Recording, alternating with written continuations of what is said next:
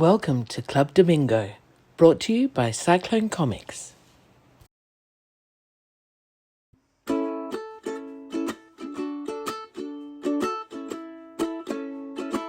Press go.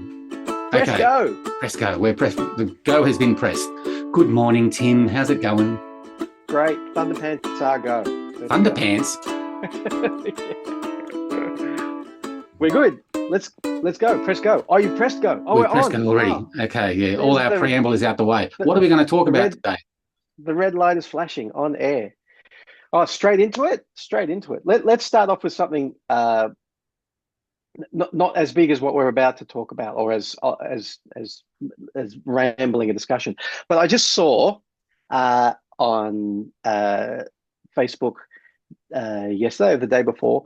We were talking about Dick Tracy a few weeks ago because we're talking about Popeye and all of that. The Yep. Dick Tracy movie and how good it is. And it's actually being shown at the Hayden Orpheum here in Sydney in a couple of months, I think, September. In fact, I do know when it is because it'll be while I'm in paper cuts, so you won't see me there. But if you're interested and you're in Sydney, you can see Dick Tracy on the big screen, hopefully with a nice print and with good sound. The Hayden Orpheum is pretty well known for showing, this old movies and things. They regularly show Blade Runner and 2001 and Yep. movies like that. So, good on them for showing Dick Tracy. That'll be cool. I think it's like the 25th or 35th or something anniversary. Right, something okay. like that. If it is a good print, it'll be a really good film to see on the big screen. Absolutely. Yeah.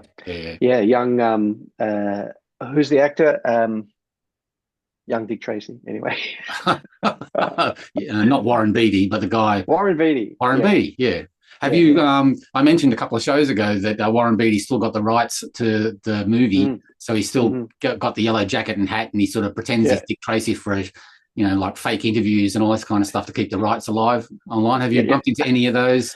No, I didn't go down that rabbit hole. Right, okay. No. Yeah, one popped up on my feed not last week, where he's just recently, this old grey-haired man with his Dick Tracy thing on, sitting there pretending he's Dick Tracy being interviewed or something like that. I didn't see it. I just saw the little promo graphic for it. Oh, man, so he's still doing it. It's time to do a new movie, old Man Dick, like Old Man Logan. Old Dick, man.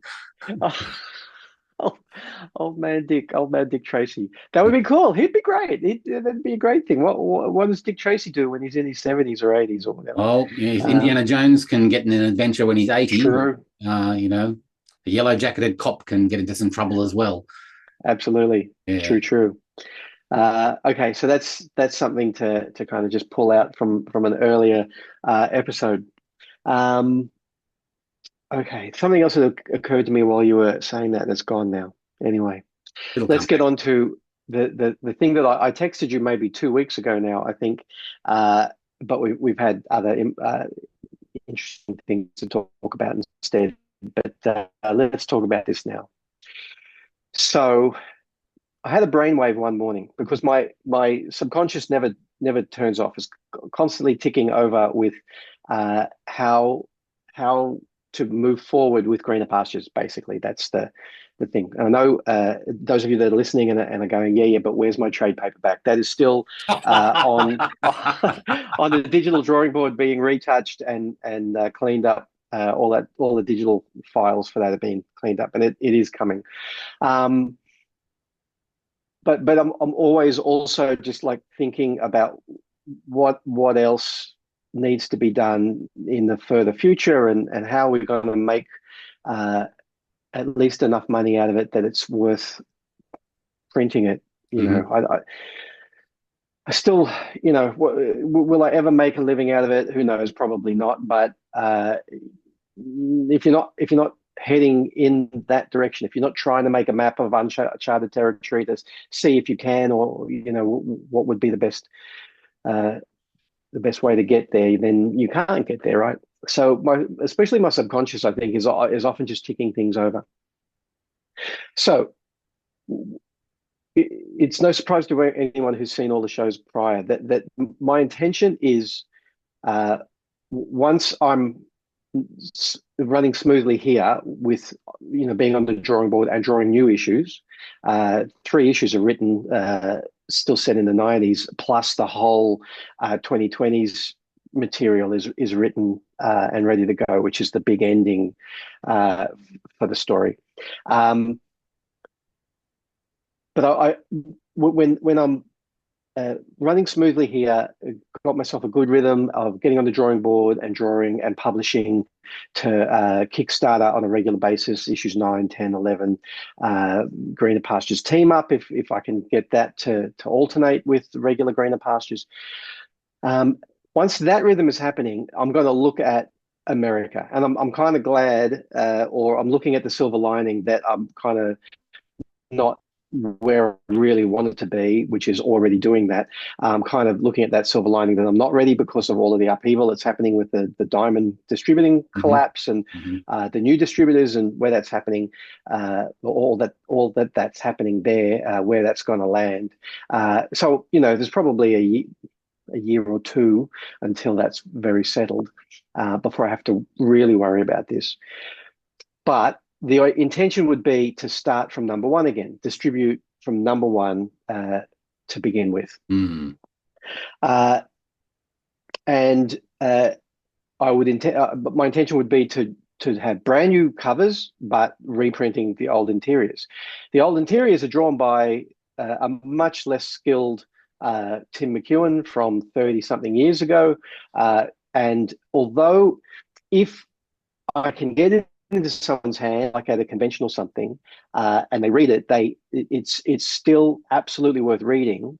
But it's an easier sell at a convention than it would be off not a news stand or off a comic stand in a comic shop, where somebody flicks through it and goes, "Oh, I think this is quite amateurish," or is not just this side of amateurish. I don't think I'll pick it up because issue one, right? And if they do pick it up, are they going to come back for issue two?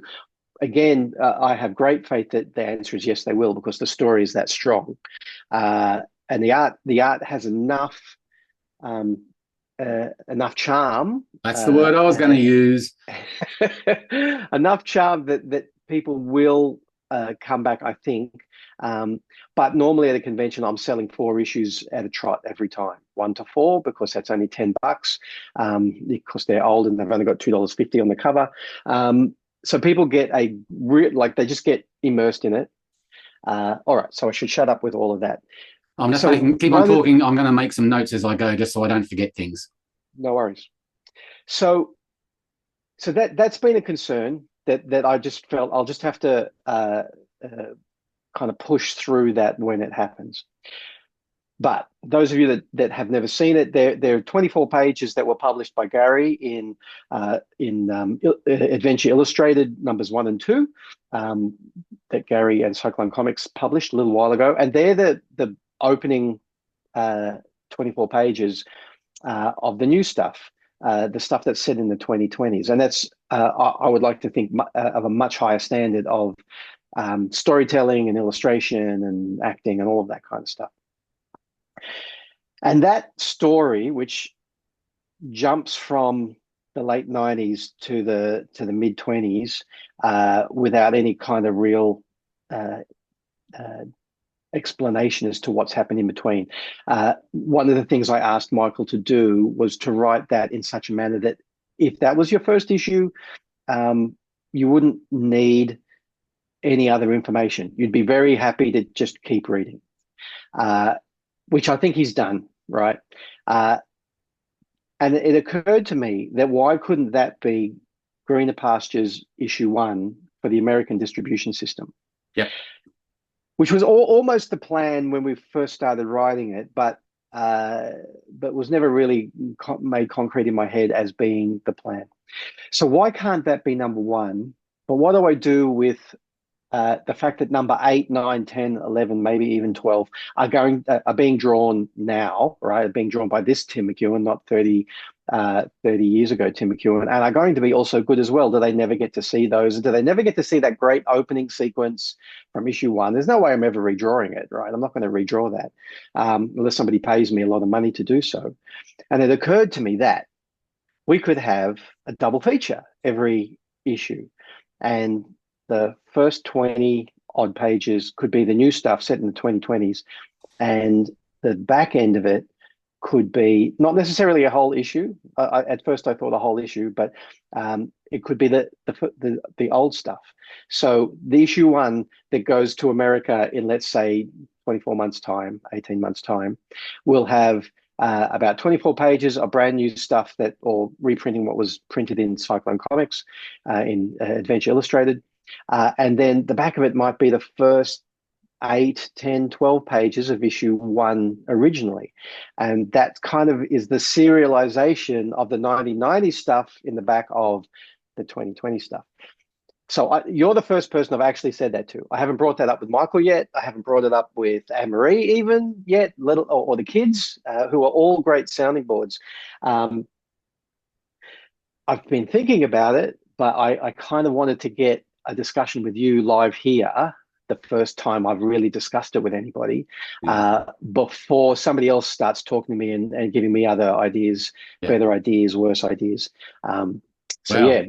That would be the plan. I think that's not a bad plan. It's much stronger art. It's a really gripping story still. It probably aims better at the age bracket of people who buy comics, which is closer to middle age now than 20s, which is how old the younger Trevor is. He's only in his like 20s, early 20s.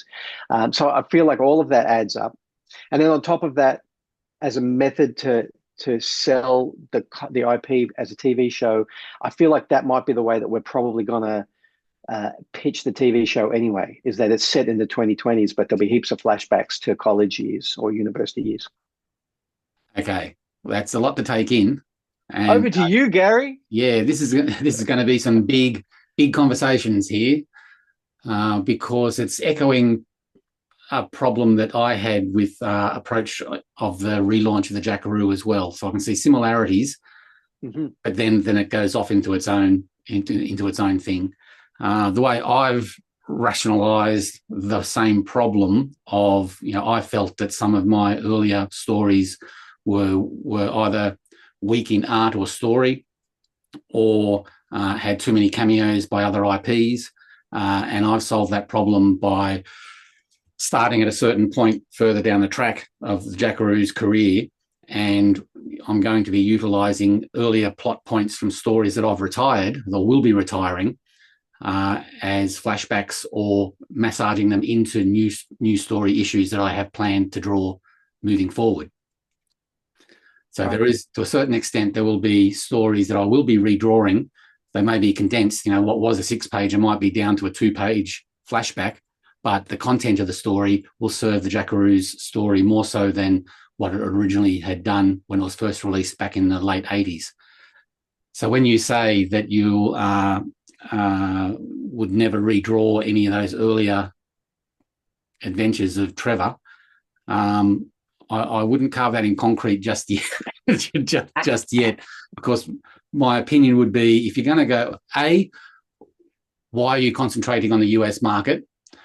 B, where do you see Greener Pastures sitting on a bookshelf next to other creative endeavours at the high end? Where do you see ultimately Greener Pastures to be? How are you going to fit into the? No, I'll retract that question. I don't want to do that one. Why is there a need for the US market? Do you have plans for other markets as well? And what else can I say at this point? How can you answer some of those first, and that might inform my next round of questions. Mm-hmm. Yeah. So dear listener, welcome to our workshopping of Tim's marketing of the comic book. So let's answer a couple of questions. Why am I concentrating or focusing on the US market? I guess you can take the term US market and replace it with the term world market. There's not enough of a market here in Australia to make enough money for me to stop teaching. Right. So to work on this full time, I don't think that's really possible. So I'm looking at a larger market, whatever that might be, world market. Ultimately, look, you know what? I don't know that I've looked ultimately beyond the comic book market. I think And I know, I don't know. I think you're saying, what about bookshops? And absolutely, once the 2020s stuff is finished as a complete story, then there's a book there that is a very good beginning, middle, end emotional roller coaster book. There's definitely a book there. I think when I think about it, I do think about that it would be lovely at some point to use the term omnibus, which is not the term I will use when I print it, but there will be a complete collection of everything that's said in the 1990s from the regular issues, complete collection of that 2020 story, which I used to call The End, Greener Pastures, The End. The real subtitle for it is Babylon of the Beasts. So there's two books there, and then there's a collection of all the short stories and a collection of miscellaneous art. So if you're asking ultimately, I'm probably looking at those things as an ultimate end package. But in the short term, you're pitching a series of floppies, for want of a better term. What kind of publisher would you like to see pick up? Someone like a Top Shelf, or like a Fantagraphics, or a Ashton Scholastic? I know they're not into the floppy market, but where are you aiming as far as US or outside of Australia publishers? I was aiming at self-publishing. Oh, right, okay, yeah, fine. No, totally. I really don't know enough about who the grassroots or just above grassroots publishers are in America at the moment. And anytime I kind of look at it, I can see that it's a moving chessboard at all times. All of those publishers seem to be in flux quite a bit. Yeah. Someone like First, Second, and some of the others that you mentioned just there seem to be pretty steady, but I'm also pretty sure that they wouldn't be interested. Not that should stop me. I should try. I should send it to all of these people and see.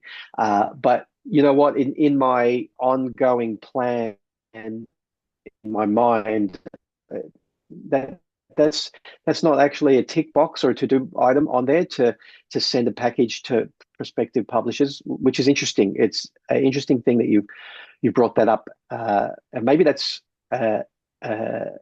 another conversation. Why have a publisher? Like, why have a publisher? Like, do I need one? Like, for the amount of money that they take? And I'm sure that we have publishing. If you get a good one, it'll allow you to be behind the drawing board more instead of running a business. Yeah, I know. I don't want to run the business. I don't want to run the business, and I don't want to do the marketing. But like a lot of people involved in comics and in owning their own IP, we say we don't want to be involved with that, but then as soon as somebody else takes it over and starts designing the cover or doing the social media, or maybe it's just me. No, I don't think you're. No, that's not the way I would have done it. Like, can't we do it this way? Like, where's my opinion? You should do it. Like, why aren't you listening? Yeah. And that concerns me as well. That well, don't you know that trim size of hardcover collections is all down to the artists? Like the Love and Rockets hardcover that I recently. That's true. Yeah. Yeah. So it's all down to the artists. It's all their fault if it goes wrong. That's right. That's right. Did you talk about that on air? The fact that that's what Fantagraphics said. Yes, I think I have talked about that on air. Yes. Yeah, sure it is, Gary, as in Gary Groth. Okay, so yeah. Well, that's a whole different kettle of fish. If you're going to be self-publishing and in managing the world outreach of Greener Pastures, that's a whole different set of hats that you're wearing. That if I was pitching to the US, I'd be trying to find someone to take a lot of the heavy lifting, because you're going to need it, because you'll find yourself with very little time to sit behind the drawing board doing what you do best. Yeah, I do get it. The other thing that I'm throwing in there. Is while we're at the early stage of the conversation, because this is really a huge conversation at its core, because it's talk about big steps and big directions. Of course, any product that you self-publish or any product that you pitch to a publisher has to be the best. for the IP. And I think selling it or marketing it with a charming backup to go through that earlier story might be a disservice to the 2020 material that is so developed. Really? So if you were to ask me, do I like the idea of you, as much as I, as a fan, like those early stories, I think that might be a disservice to the pitch of the 2020 material, the new number one, and making the short film that buttresses the material that's being done in this newer 2020 material, the end storyline. I think that's where you got to move forward on and play your cards strongly in that direction, and solve the problem of that earlier material somehow, whether it's an archive of, like, a trade paperback of early material and you market it that way, or you do what I'm doing with the Jackaroo and you massage important stories and plot points into your new storytelling and issues with the new material, so that you're covering bases that you don't need to reprint those earlier stories anymore because you're massaging them into the new larger story. That would be my initial feelings on that. That's not to say that, as I said, you wouldn't reprint all those earlier stuff in archive editions, but I would market it as, this is stuff from the 80s and 90s, and you get your fans based on your 2020 material, your most recent material. You got the movie pitching, helping to buttress the comics that you've done, and vice versa. It's just rationalizing what you do with that early material. So there's two ways to do it. You either keep it as backup material, which could drag, as you say, you get someone at a bookstore flicking through the comic, and if you're like me, you flick from back to front, and the first thing you see is stuff that's drawn in the early 90s. Sure, you get to the modern stuff, but the jarring quality improvement of the years could be a disservice to the product. I think you need to, particularly for a first issue, and repeat people coming back for issue 2, seeing, has this maintained its standards? It's very important to play your strongest foot forward first, without the understanding of, you can't be with every single customer going, oh, this was done in the early 90s and I was a younger artist then. You won't have time for that person to person, nor is it practical, but you need to let the product speak for itself, in my humble opinion. So that early material, I would massage somehow into your new storytelling, and solve that problem. And if you still want to have that the charming early stories packaged and showcased as an archive, I would do that as a single trade paperback, or a series like you're doing now, a series of 2 or 3 of the ones that cover all the short stories, all the older stories, all the old material. But your headline is your 2020 material from the get-go, from issue 1 onwards. And I think that would stop a lot of questions being asked, and a lot of judgments being made about what the project is. You could sell one thing, and that's the 2020 material, the short film material. That whole thing becomes that much easier when you don't have the threads of explaining about the older stories. Mm-hmm. Yeah. Okay. See, this is why you won't be my publisher, Gary, because... But I have been. Because I disagree. Yeah, I know. Okay. So I've made a few notes, and they're all over a piece of paper, but so there's no order to this. But let's talk about the last thing I just thought through. You don't think that there's any strength at all to presenting, even from issue 1, having the new material in the front as the headline, and the some old material in the back as a backup? You don't think there's any strength in that to a new reader to say, this has history and pedigree and has depth, and there's a lot here that we're going, like, there's a lot here for you to put your teeth into, to bite into here. You don't think that you there's could say some as strength much in that? You can say as much in an editorial piece, or if you have massaged the origin story, like the story where Trevor gets up out of the paddock and knocks on the door, all that kind of stuff, that can be massaged into an editorial or an article at the back showing some of the key pages of the old material, but then you redraw key scenes as it sees fit into the new material up front, and then you can refer to it as an editorial at the back, like Dave Sim used to do in Cerebus, have quite extensive articles at the back explaining what you need to explain as far as that older material. Yeah, right. Yeah, okay. So I'm still saying that the trade paperbacks are still a great idea for that older material. Sure. Yeah. But I'm saying self-publishing into the States or self-publishing into any other new market that has not heard of Trevor at all, those issues that Adventure Illustrated showcased were so strong that I think keep it simple and best foot forward would be key. Keep it simple is always really important. And there's some great storytelling in those first two chapters that Adventure Illustrated published.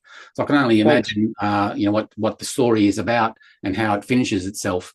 So I just think, as a punter, that's what you get the hooks in. The older stuff is a bonus, really, as far as, and then you can have your Dave Sim style behind the scenes articles at the back, which as the hooks get deeper into your fans, they'll want to know about the history of these characters and the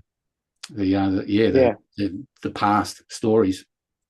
Okay. And then so number one, I don't know that Sim explained too much in the back at all. There was a period, like when he did his first collections called Swords of Cerebus, so they were collecting like 4 issues at a time. I think he did 6 slim reprintings like that. Yeah. He had an introductory editorial for each chapter. So, if there's 4 issues, there were 4 quite lengthy text pieces. But that was more like talking about where I was when I was drawing it and what materials I used and stuff. I don't know that he's ever really explained story in any of the text pieces. More as that's the place where you could talk about the history and life of the character over the years, and the awards won and the stories told and whatever. Yeah. So if there is a sequence or a key scene that you're quite proud of from the earlier stories, you can reprint it there, but within the context of an article, not as part of the reading experience of the front end matter. Yeah, I get it. I do get it. So you used a word that I found pretty powerful, and that is that the old stuff is a bonus. I like the idea that it's a bonus, and that's really what I'm thinking, right, is that it's a backup story. So they're not just getting 20 to 30 pages of my Greener Pastures story, they're also getting this bonus of backup old material, whatever that might be. Do you think it would be worth holding that over until issue 7 or something like that, and then starting to put that in there once I've consolidated that's a base? That puts a more positive aspect on it. Well, I think you get the hooks in of that new material, the 2020s material first. Then if there's a requirement, and you'll find out by issue 6 or 7, you'll find out which way to jump, I think, quite readily by then. So, and then you make the decision of, it's a bit different having key scenes from the earlier stories or short stories being part of a editorial at the back, an article at the back, than it is expecting the short stories from the early issues to stand on their own as a backup, particularly if you have to cut them in half because there's no room. Like you can't do the full issue storytelling. That's a little bit awkward as well, and could be a disservice to the original stories and need to be read as issue blocks. So I've shown you this before. So that's the cover illustration that we used for Adventure Illustrated, but with my logo instead. This is a document that we're using to show to prospective producers for a television show or a movie, right? So there's stuff from issue 1, and there's stuff that was published in Adventure Illustrated, colored, as I've said before. It's just miles, by Louis Joyce. No, I totally get it, but so to looking from the outside, my friend Nick Kaczewski, who's the co-writer and director of the short film and is helping us develop this whole thing, he said, this is what this document should be. We start with those opening sequences from the first issue. You can't tell here, but I've yellowed the pages and tried and made it look like an old comic book. Yeah. So he could see the issue that we've got there, and has tried to figure out a way around that. And it's 6 pages, and I think it's about 8 or 10 pages worth of actual issue 1 that I've chopped up and re-edited. What is so work. Despite the aging of that, as you've done, the tricks involved in aging it, what would you be open to redrawing those 6 pages? Like you using that as a template and just like spending the 2 or 3 weeks, 6 months that it might take to do that 6 pages in your current style, and you can de-age it and do it like it, color it like it's in the past and all that kind of stuff. But the artwork is lifted to your current skill set. Yeah. The short answer is nah. Nah. So maybe, I don't know. If the project needs it, the project needs it. That's right. Exactly. My knee-jerk reaction is no, because I've got more stuff to do. And I just, every time anyone's ever said, in all the time that you and I have been involved in comics, and somebody said, I'm going to redraw that first issue because I just finished the second one and it's so much better than the first. It's like, well, like, you're going to redraw the first, second, and third when you've done the fourth, and then the first, second, third, fourth, and fifth when you, etc. So what I'm saying though is my knee-jerk reaction is no. But when I sit and think about it and continue to discuss it with somebody who's smarter than I am, like you, what is important for the project, as long as I'm not redrawing 7 issues, And I'm not suggesting that, but you've done the hard yards there already. You've culled the 6 pages and you've relaid out the 6 pages that need to be that little introduction. That's not a big ask. I'm not suggesting that you redraw any of it beyond what you've already jumped that hurdle of this is what I'm happy to release. Now you just have to lift the quality of the art to match the rest of the story.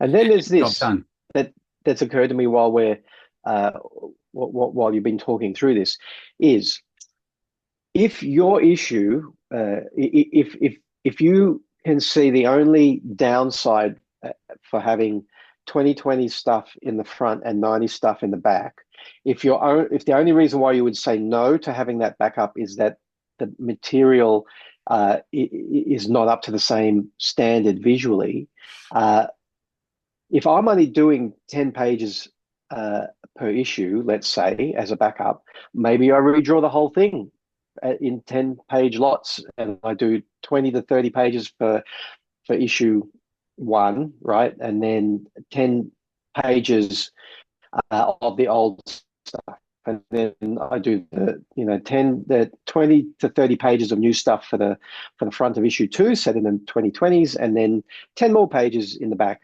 That's where you are. That's where you are giving yourself more work, though. You need to concentrate on the new story you're being told. No. I know. Yeah, it does mean that every 2 issues that are being published, I could have 3 issues worth of material drawn, and I won't. I'll only have 2 issues worth of material drawn. I'm spending time on the drawing board that I don't need to. So in summary, I think you keep the direction going with the new material, tell that last story, and that's where you pitch with the movie and the comic. I would suggest redrawing the 6 pages that you've got there as your intro in that sampler. I would redraw those 6 and not redraw anything else unless it's just new material for the new story moving forward. Get a readership going, and then reprint the earlier stuff in either trade paperbacks, or make that decision that it's a backup down the track after issue 6 or something is out the way, and you've got a rhythm going with the new material. And you might find that by then the decision to do it or not do it becomes much clearer, that you have already released the trade paperback or 2 of the older material, and you don't need to include that material in the floppy anymore. But it's further down the track, and it becomes clearer. Instead of pre-guessing what's going to happen now, what you can control now is the sampler needs to be more consistent, and that early story serves its purpose. I suppose at the end of the day, that's one way of handling it, is leaving that early style as is. But personally, I think the project needs to start strong and stay strong as far as the 2020 material. Yeah, this is great food for thought. See, in my mind, you use that term, keep it simple, and that is really important. And sometimes I don't do that. So keep it simple. And in my mind, I was keeping it simple, that new material in the front, reprint the old material in the back, nice and simple, let's go. But you could be right that maybe it will leave a poor taste in a reader's mouth if that's the last thing they see, even if they've bought it. I don't know. And I don't want to be insulting about your early material either. But I think there's a home for it, and the home has to be in the right place that serves the project. And I think you need to leave the new material, the 2020 material, as unencumbered by everything. It should be pure to itself as much as possible, and leave the promoting of the earlier material or usage of the earlier material to back matter and to trade paperbacks. Yeah. Until it's one clear. of the other reasons. Until it's clear with a sales profile that utilising it elsewhere in another way will be a strength to the project and not a weakness. Yeah. That's another good term. Is it a strength or a weakness? I think one of the reasons why in my current thinking up until this morning, it's been that I'm just going to start publishing from issue 1 again in America. Just start with the issue 1 as it is, and that's all there is to it, is because I didn't think there'd be enough new material ready to go. But with what's happening in America, I think there's no rush, and I think I will have enough new material to start with the new material instead. Yeah, cool. You got to draw the new material, keep momentum. How to handle that early material is a side issue that's getting in the way. You've got a story there that you've got issues ready to go. Keep that momentum moving forward. Yeah. And that's as simple as I can put it. And that doesn't answer to who you pitch to, whether you self-publish or whatever. I think under any circumstances, the material that was published, your new number 1 of the 2020 material, is so strong that any publisher would, have a good look at it and see whether it fits their publishing model, or any reader would pick it up and say, this is worth getting. Thank you. Incorporating any of that older material and the history is just an encumbrance that you best serve in social media and as back matter until you know what to do with it properly, and it's a strength and not a weakness. Yeah. Very good. Excellent. Because the trick of it is you've got to be behind the drawing board as much as you possibly can, telling that new story, telling that story that the short film is promoting, so you can they work together hand in hand. Anything else is a bit of a distraction. But the whole concept of going back and redrawing those first 6 pages for the sampler, for the first issue, I think it would be quite fun. And it's not an obligation to do everything, because that will just be too daunting. And that's the stuff that we rail against. Don't redraw your first issue if you don't have to, kind of thing. I'm all about retiring stories. That's what I'm doing. But, to do 6 pages, you're coordinating a Greener Pastures team-up project that is full of 6 and 8 and 10 pages. Shouldn't be a big ask to do that 6 pages in your first issue as a bit of a prologue for your big story, and then just keep on going with your big story. And then all the other decisions are around the edges of that. Indeed. Okay, brilliant. Sounds good. Wow. Yeah, I thought I had it all figured out, and I didn't, but now I'm closer to actually having it figured out. That's great. But I can understand why. I can totally understand the logic. Was this your knee-jerk reaction when I first texted it to you and it said, this is the brainwave I've had? Was that your initial thought, is I'm going to do a disservice to the project as a whole? I wouldn't have said disservice. I would have said there's a way to handle it. I thought my default was the trade paperbacks is the way to handle the early material. Yeah. And having it in the floppy with the 2020 material was the thing that was just going, how do I tell him? But that's the case of it. I'm saying definitely showcase your original stories, your 7, 8, 9 issues, but not in the floppy that you're pitching and asking people to buy that have never heard of Trevor Bovis or your concept before. Has to be strongest foot forward. Just has to be to get the hooks in first. Yeah, cool, very good. As a bit of a side note, those of you that don't know, I'm a huge Cerebus fan. It's my favorite comic ever. And so I'm on the Cerebus moment of Cerebus face, or the official Cerebus Facebook group, or whatever it is. And that conversation comes up every so often. Where do you send somebody if they're interested in reading Cerebus and have never read it before? Because it comes in very thick trade paperbacks, and each one being either a novel of its own, or one of two parts of a novel. So the initial trade paperback is called Cerebus. The second one is High Society, and it's all about power and politics. And the second, so that's the second one. Third and fourth trade paperbacks are called High Society 1 and 2. No, Church and State 1 and 2. Church and State, and again, it's about power, but it's about religion and faith and the power that comes via that, and so on and so forth.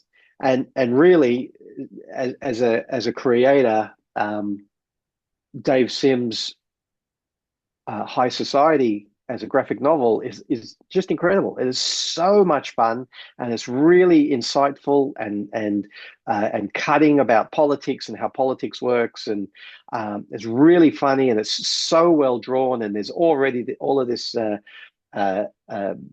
formal experimentation of the form and all of that stuff. So the default usually is people go, just tell them to read High Society, and then they'll move directly onto Church and State, and they'll keep on reading from there until they get sick of it or finish it. And at some point they'll want to go back and read the early stuff. And the early stuff was was drawn by a 21-year-old, something like that. And the first few issues being a parody of Barry Windsor Smith's Conan the Barbarian comic. As a parody, it's okay. But even I find it hard to go back and reread that stuff. And I'm a huge fan of Sims' output. But somebody recently who's very big fan has said, you know what, I'm changing my mind on that. And I'm telling people who read comics to read that, and I've often said it myself, the first half of that first collection might be a little bit hard going, but I reckon by about a third of the way in, you're actually reading pretty good comics that are both drawn well and written and plotted well. And the last third is actually really good as well. He's wearing his influences on his sleeve all the time. The fact that it was a pastiche of Windsor Smith's Conan is so obvious, but then there's his love of O'Neill. What's his name? No, Neil Adams. And then Frank Miller. And Frank Miller and all of that stuff. It's all very much there, but you can see him just going, I'm going to plug this in for an issue or two. And the fact that he was doing 20 pages a month meant that he was running through all of his experimentation pretty quickly and then consolidating by the end of it. So I'm kind of thinking, like, where do I fit in that? Not that I'm anywhere near as good as Dave Sim, especially in my early issues, but it's an interesting, again, parallel. Like you said, you've got a similar parallel there, but he never went back and rewrote anything. There's a lot of discussion about him retconning character motivations much later, because it's 300 continuous issues of one story. But that comes from his change of worldview. The story is very much about his worldview, which is where some of the problems might come for some reasons. But then he changes some of the characters' motivations later on and says, well, I've always thought like that, when we, as readers, didn't really maybe think that way. So it's interesting in that regard. That's reiterating where a trade collection, it would play so important a part into supporting the floppies of the new material. Is what better outcome could you get than have a number 1 through 6 of new material telling the new story that you want to tell, and in the back have for sale advertising 1 or 2 or 3 trade paperbacks of the earlier material with an explanation of This is all the original stuff. This is how you buy it. But we're telling a new story, and you don't need any of that stuff. But it'd be great if you can catch up if you're interested. If you're a fan, here's the trade paperbacks of the early material. And you won't know yourself, I don't think, if you can get further down the track of the new material, telling chunks of that new stuff that you've been trying to get to for decades, to finally get to it without having to worry about any of the older stuff, even the older stuff as a backup to the floppy. Just no, it's all in the trade paperback. I'm retouching those TIFFs, and I'm getting it to the printers. And archive number 1 will be out soon, and they'll be followed by archive number 2 and archive number 3. But meantime, that's a different set of muscles to you drawing new pages of a fresh story of how this thing ends up. Yep. And again, buttressing all the money, time, and effort everyone's put into the short film. It makes sense. It makes sense. Yep. It makes sense, Tim. What are you on about? And you're already doing it. You're already doing the trade paperback. Yes, because you've already made the decision as to what the origin prologue could be, those 6 pages. And the only thing that you've added to your workload is to redraw those 6 pages in your modern style, in your mature style. And then you can get on with telling new pages, new stories. Yep. And that 6-pager would be a cool little mini comic to sell for a couple of bucks at cons as well. Yeah, cool. All right. Have we run this conversation into the ground, Gary? I think so. All right. Cool. That'll do. But it was a mighty one. I reckon that was great. It was. You don't take offence at all about anything that I said about your early material, because I've had to think about that myself for the Jackaroo, and it's some hard decisions to make, because I still enjoy and like some of the stuff I did in the early material. But as a new reader, because this relaunch for the Jackaroo I'm seeing very much as no one knows what the Jackaroo is about at all. So they're picking it up for the first time, and you need to make allowances for that. And I don't want them dredging through this older material that is, not appropriate for what I'm trying to do now. Yeah, totally get it. Fantastic. That being said, I wrote as a note that you said that your earlier material, weak in art, weak in story. I'm going, it's not. It's so much fun, and it looks great from page 1. I love it. You've sent to me PDFs of pre-Cyclone Comics stuff. That might be maybe a little bit too weak to republish in this sort of manner, but the stuff that you have published from Cyclone Comics number 1 onwards is like already ready to go all the time, I reckon. But I totally get looking at it through current point of view and what you're producing currently, that you don't want to have that comparison as well. And that you're right, that's something I probably shouldn't have as either, that comparison to have a new reader look at, especially the new reader, like you say. I'm a very old time reader, so yeah. But I reckon you're in a sweet spot with you're about to jump forward with a new number 1. The material is singing at the moment; it's really strong, and you've got these archives that you've started as well, which we can just be sitting there, pumping away in the background for sale at conventions or through the floppy, and that's a sweet little hub just to keep that momentum going. And I think the important thing as a creator is to, for you in particular, get new pages done of that new story. Yeah, absolutely. Do you want to keep going with an associated conversation where much earlier on today you said, what about a publisher? Who would you expect to be publishing this? And I said, self-publishing. What can a publisher do for me that I can't do for myself? So that's a whole conversation of its own. Do you want to do that today, or do you want to hold that over until we've got we can hold it over next week? We can hold it over. Okay. The short answer is that it does minimise does maximize your drawing board time, having someone else. But that we can expand on that in the next chat maybe. Cool, because I have had Australian publishers like over the years, and now they're sick of me, so they probably wouldn't do it now anyway. But I've had a few publishers here in Australia say, if you ever want anyone to publish it, I will publish it for you. And I've kind of always had that in my back pocket. So conversation to have, I think. It'd be nice to have. If I was 20 years younger and Cyclone was still around, I'd probably offer to publish it. And other, like the Gary's wish list episode, where there'd be a whole swag of people that I'd approach going, hey, I'd love to put a Cyclone logo on that and have it out there, but I'm just not that young anymore, and I wouldn't be able to wear the publishing hat well, because I've got my own shit that I want to try and do as well. So I'm wearing the publisher creator hat, and I want to stay with the creator hat for the time being. I've come to the conclusion that like, I can control my website, I can control my boutique editions, and then beyond that, I'm letting someone else publish the collected volumes, whoever that may be. I haven't made a decision on that yet, but that's where my expertise and time. I don't want to spend my time doing that. That's not a hat that I want to wear anymore. Yep, great. Okay, we might save that for next week or the week after. Be a good conversation. Yeah, cool. We still got to do the Q&A promo thing, which is like people sending in their questions and we answer them, kind of thing. But I'll have to think that a bit more. Sure. So we'll handle that shortly. Yeah. Okay. Do you want to do another little 10 minutes on something? Okay. If you've got something to talk about, go. Yeah, not quite Australian related, but have you ever seen this book before, Gary? I've got that. Yes.